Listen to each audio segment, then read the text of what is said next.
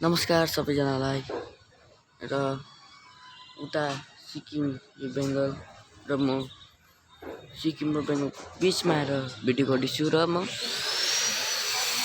यो जुन चाहिँ 2023मा फ्लड आएको थियो डेन्जरस फ्लड र यसलाई यो पुललाई केही पनि क्षतिग्रस्त हुनु भएन र यहाँ चाहिँ हेर्नुहोस् कि घरको छेउछाउतिर माटो र यहाँ हेर्नुहोस् कि खोलाहरू तल छ। यहाँ चाहिँ गुम्पा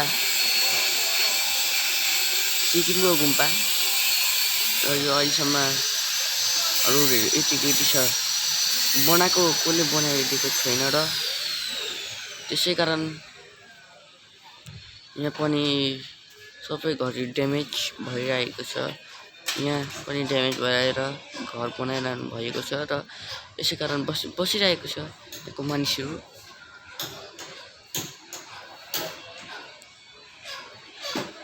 यो चाहिँ चेकपोस्ट पुल